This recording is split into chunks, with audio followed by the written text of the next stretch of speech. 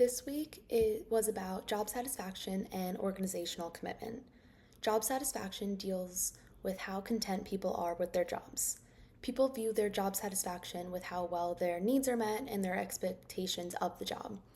Satisfaction does not, however, correlate with how the employee is going to perform. Engagement deals with employees feeling passionate and committed to their jobs and putting in more effort to their work. Engaged employees can have a strong sense of purpose and desire to improve their performance and benefit the organization's success overall. In the reading correlated of employee lateness, some theoretical considerations, Koslowski, I'm going to pronounce his name wrong, and others describe lateness as arriving late at work or leaving before the end of the day. They discuss the idea of lateness as a form of withdrawal, defined as behaviors employees use in an attempt to remove themselves from their job or to avoid tasks. I believe there can be different attitudes when it comes to lateness. Speaking on the emotions of the employee who is late, I think there is a rare occurrence. They can feel guilty or nervous. They may fear that they're going to either get in trouble or they're letting their colleagues down. On the other hand, employees who are repeatedly late have the attitude that it just does not matter.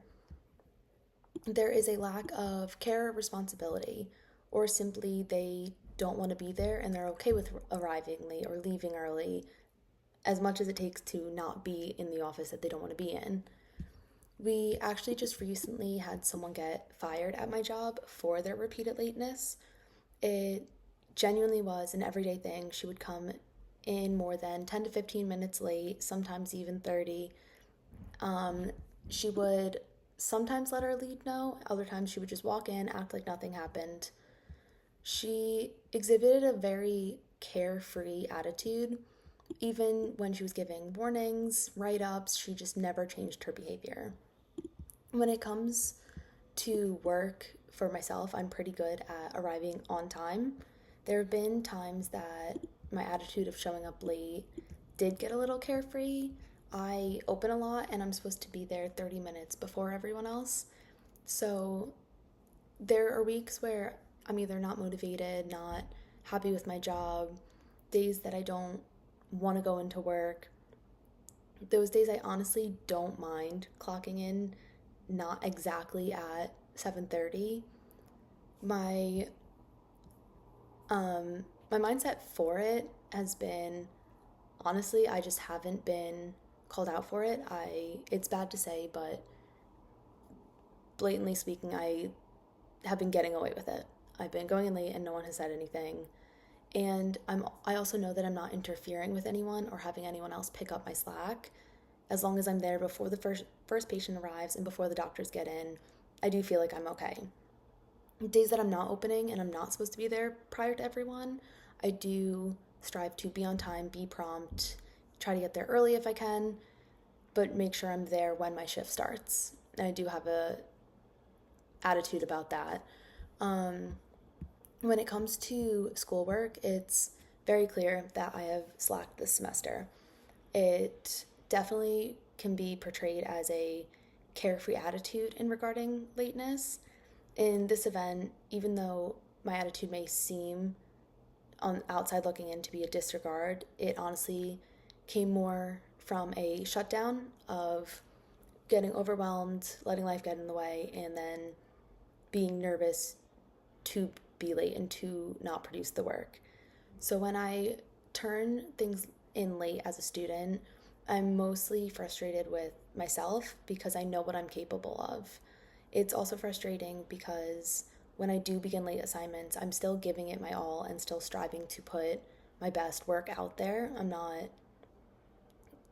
going a quick way about it and just getting things done and submitted. I'm still putting in the time, the effort, and letting my education show.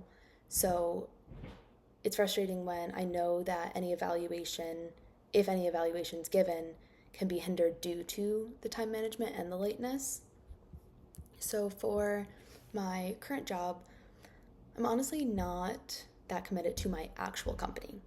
I've been actively searching for a new job that more so relates with IO Psych and to get myself out of the clinical aspect of the medical field. I'm okay with progressing into an HR role in medical, but I'm just not committed to this current company. That being said, I am still committed to my role. I still put my best foot forward and try to be a good employee. Even though I'm trying to switch fields and trying to get a new job, I'm still committed to this role because I want to work on being the best version of myself just in general and be a helpful member to my organization. I think if I fully didn't care about this, my workdays would drag. It would overall not be a productive environment to be in, and it would be myself causing it. So I do stay committed to the job I'm doing, even though I'm looking for an exit. So the person job fit refers to having individual characteristics align with requirements of a job.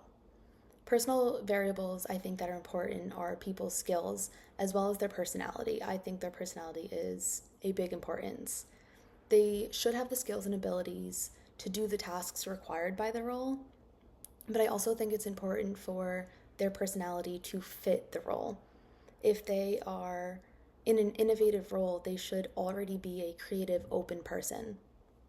So, when thinking about my job personally, I want to compare myself, who is someone who I've been told I'm performing very well and the doctors are satisfied with when I run their service, and compare that to an employee who has been let go recently because she was not a good fit. This girl and I, on paper, have the same skills. Our resumes, skill wise, should be the same. We both have experience as medical assistants and can perform the requirements of the job. When it comes to my personality, though, I believe that I am kind, I'm compassionate, I'm easy for people to talk to, and I make patients, like within my specific role, I make patients feel comfortable when they may be uneasy to be at a doctor's office, or they know they're going to get bad results or get a shot that they don't want to. I feel like I'm a very comforting person, and I'm also have the skills to do my job efficiently, but put a personality out that relates to my role. The other girl had a very different personality than I do. She was honestly very rough around the edges, didn't portray a positive attitude, and didn't have any sense of I'm wanting to be here or I'm here to help you guys or like the patients. She was not a very compassionate person, it seemed, the time I met her. I think her personality was one of the main reasons she was unsuccessful in the same role that I'm successful in, even though we do have similar skills. Overall, she lacked the person job fit. So I think having different variables can change different aspects of jobs and what they need and require. Even when people seemingly are similar, there are still differences that at the end of the day affect the job fit.